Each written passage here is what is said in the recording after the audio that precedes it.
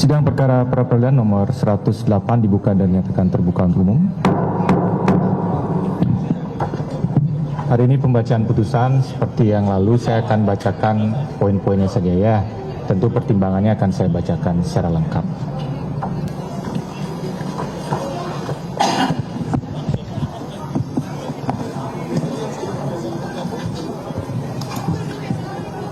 Putusan nomor 108 Pidpra 2026 PN Jakarta Selatan demi keadilan berdasarkan ketuhanan yang Maha Esa, Pengadilan Negeri Jakarta Selatan yang mengadili perkara pra-peradilan dalam tingkat pertama telah menjatuhkan putusan sebagai berikut dalam perkara antara KRMT Roy Suryo Noto Diprojo yang diwakili oleh kuasanya Dr. Refli Harun, SIM LLM dan kawan-kawan melawan Kapolda Metro Jaya, CQ Direskrimum Polda Metro Jaya, CQ Kasubdit Kamnek, CQ Tim Penyidik yang diwakili oleh kuasanya sebagai termohon.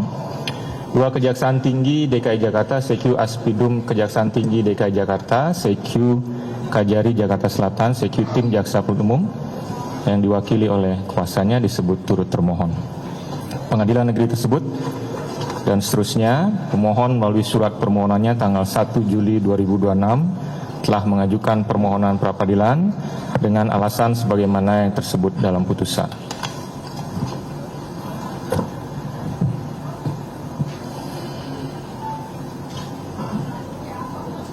Menimbang bahwa terhadap permohonan pra-peradilan yang diajukan oleh pemohon tersebut, termohon mengajukan jawaban sebagai berikut telah termuat dalam putusan.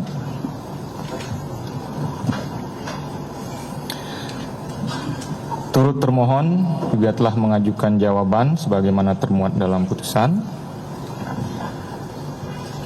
Untuk membuktikan dalil permohonannya, pemohon telah mengajukan bukti surat-surat P1 sampai dengan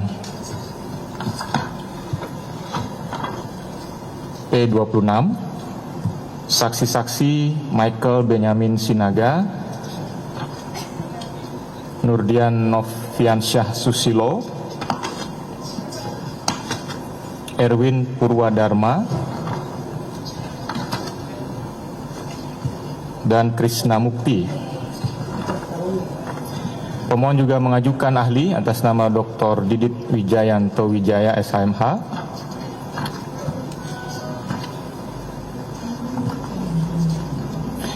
menimbang bahwa untuk membuktikan dalil sangkalannya, termohon mengajukan bukti surat T1 sampai dengan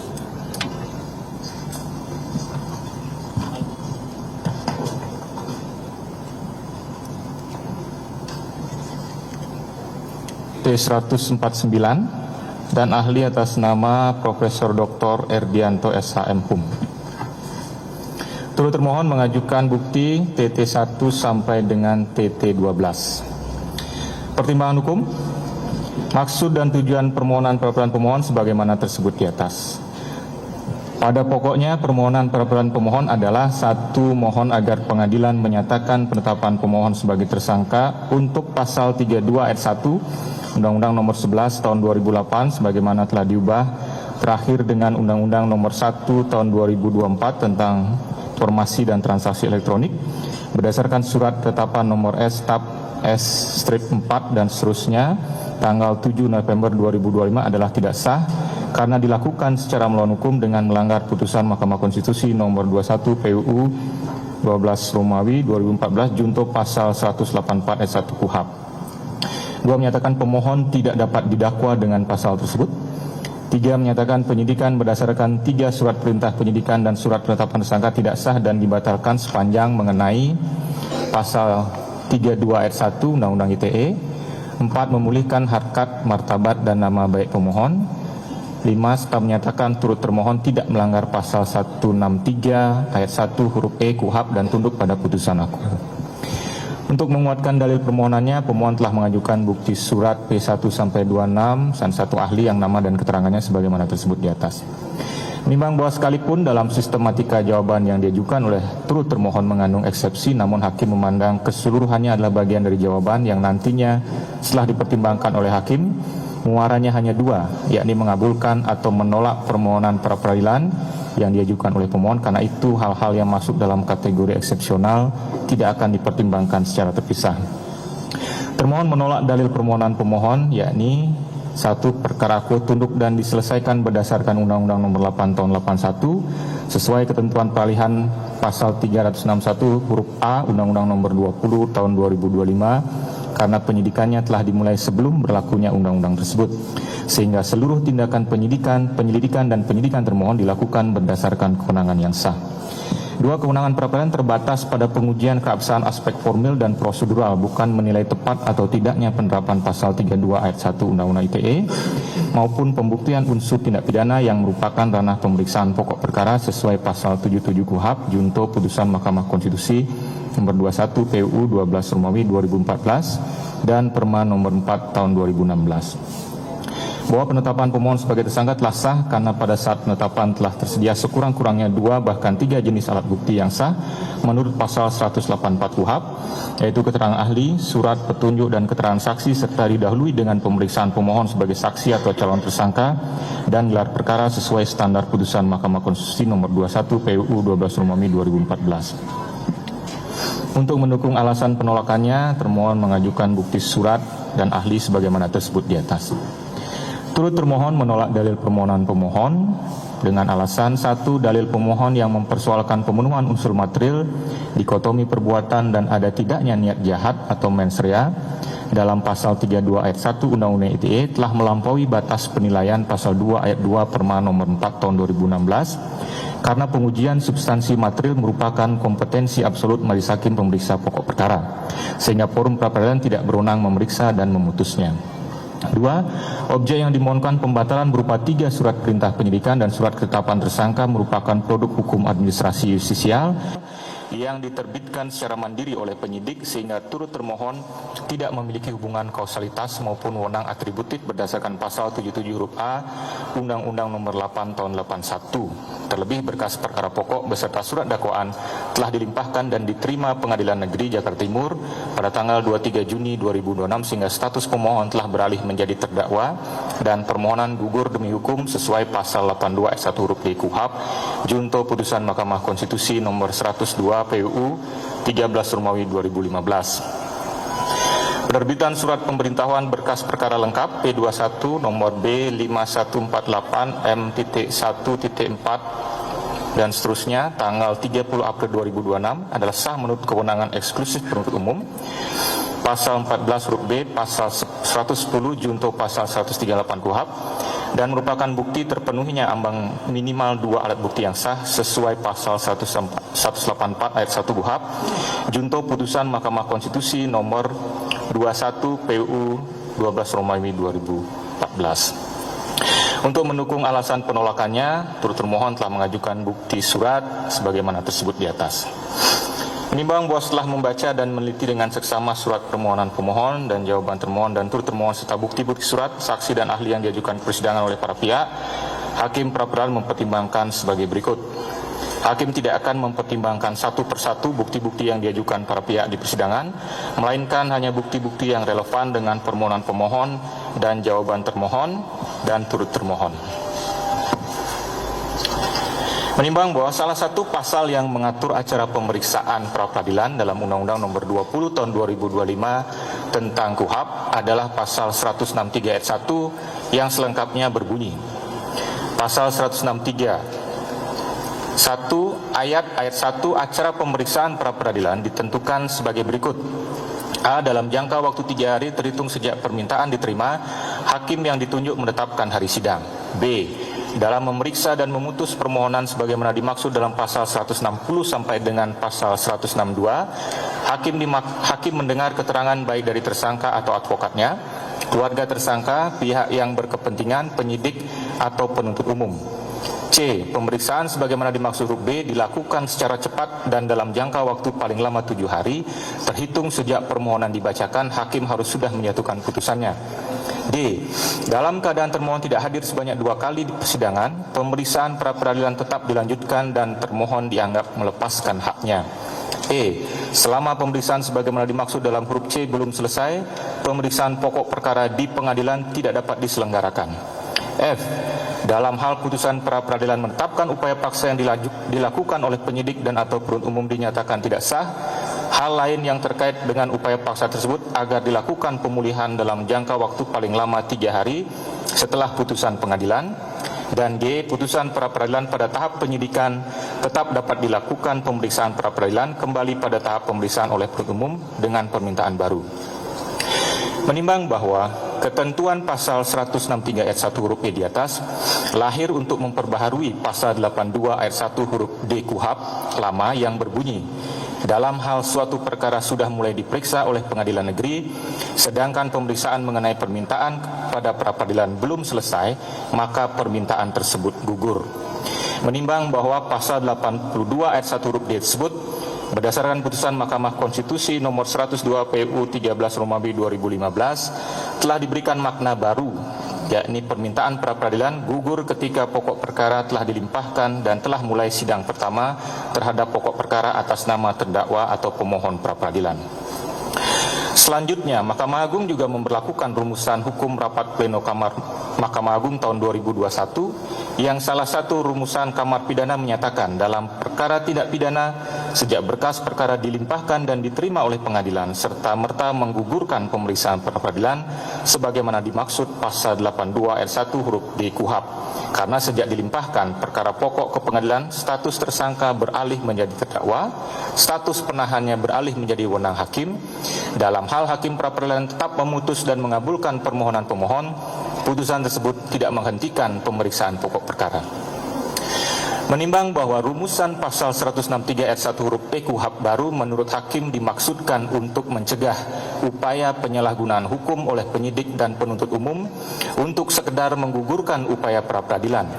Misalnya dengan cara meminta penundaan sidang pra-peradilan agar dapat segera menyelesaikan proses penyidikan, melimpahkan pokok perkara dan diterima oleh pengadilan.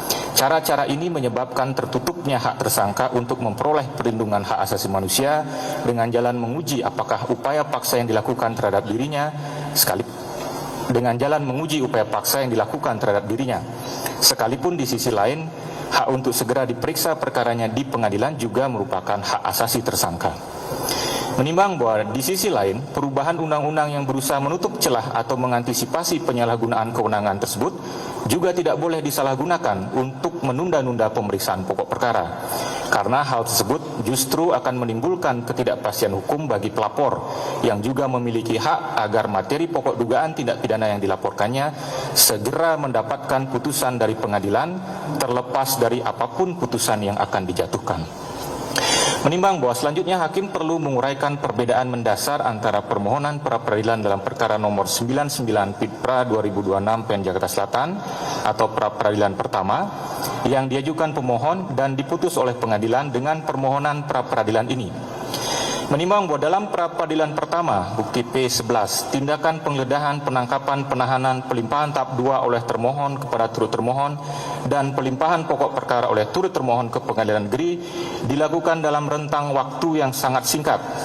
Pemohon digeledah, ditangkap, dan ditahan pada tanggal 19 Juni 2026. Pelimpahan tersangka dan barang bukti kepada penuntut umum dilaksanakan pada tanggal 22 Juni 2026. Pemohon kemudian mengajukan upaya pra-peradilan pada tanggal 22 Juni 2026. Selanjutnya penuntut umum melimpahkan perkara ke Pengadilan Negeri Jakarta Timur pada tanggal 23 Juni 2026, bukti TT9 sampai dengan TT11.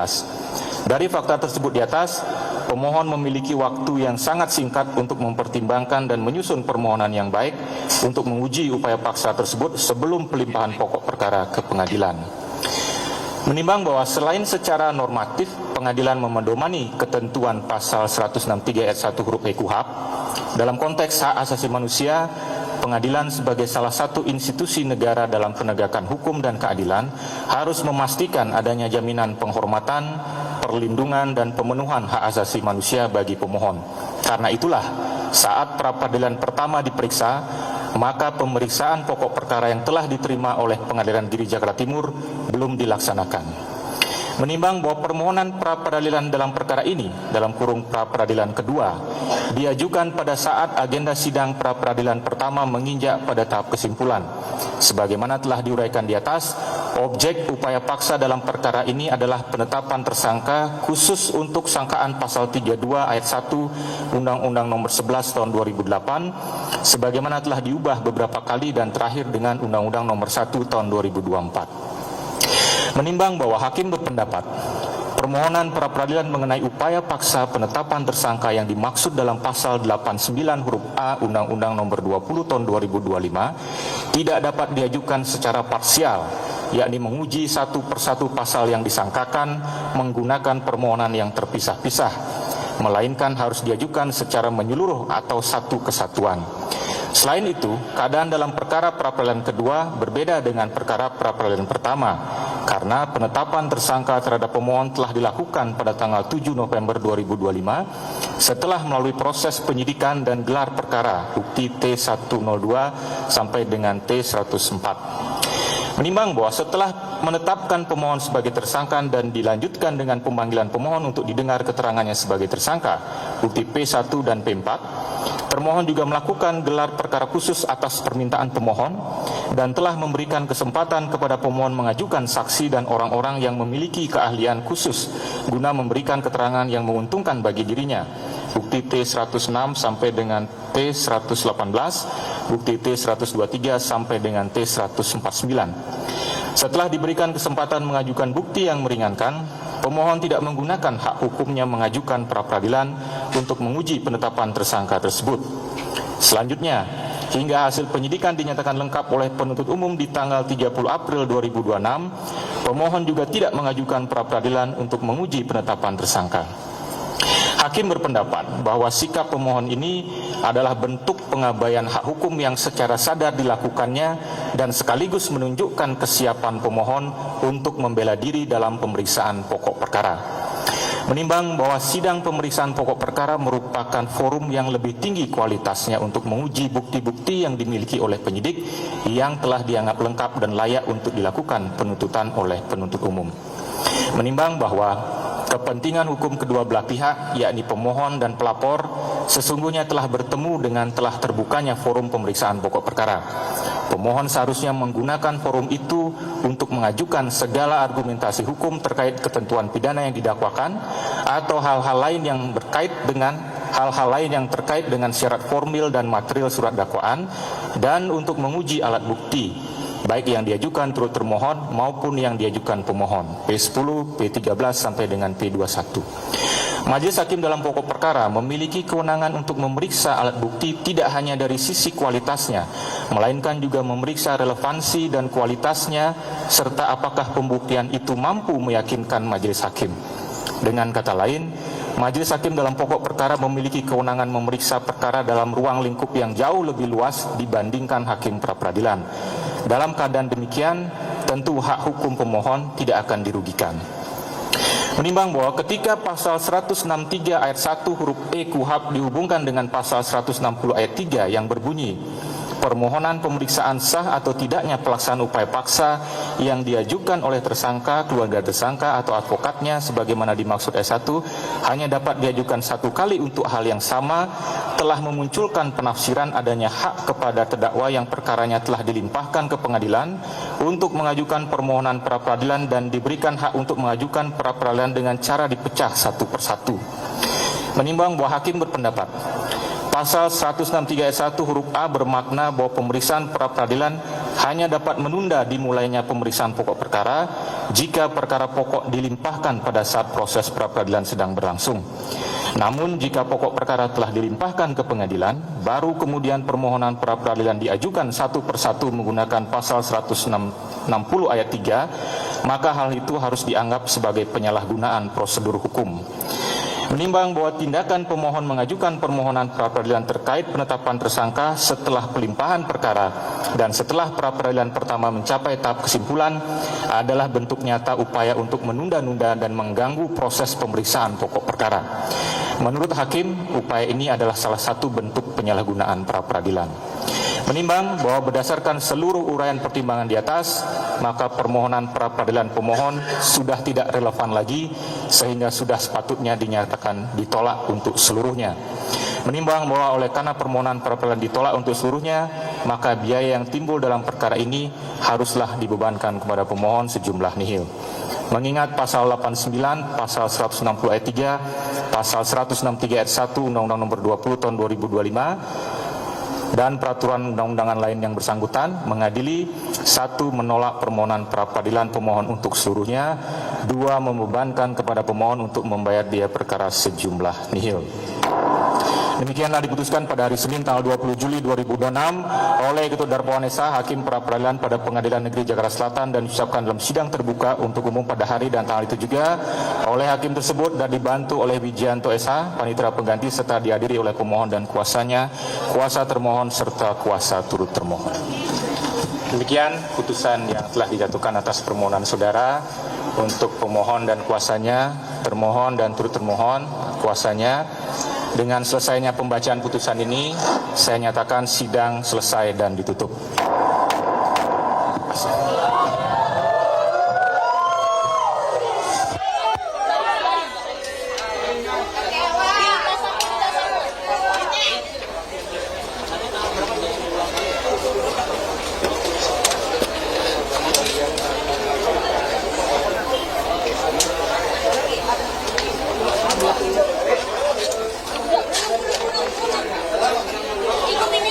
Peradilan kedua Roy Suryo.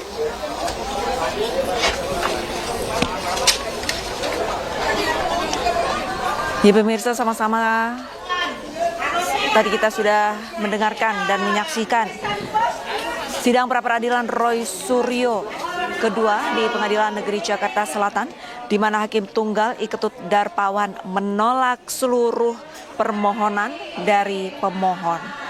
Dan hakim juga membebankan biaya ke pihak pemohon. Saat ini dapat kita sama-sama saksikan pendukung dari pemohon, yaitu Roy Suryo, masih berada di dalam ruang sidang dan bersalawat atas putusan hakim yang dibacakan beberapa saat lalu. Seperti diketahui, tersangka kasus dugaan fitnah dan pencemaran nama baik terkait keaslian ijazah dari Presiden ke-7 Republik Indonesia Joko Widodo, yaitu Roy Suryo, mengajukan sidang pra-peradilan kedua di Pengadilan Negeri Jakarta Selatan. Hari ini, Senin, tanggal 20 Juli 2026, hakim membacakan putusan atas sidang pra-peradilan kedua Roy Suryo.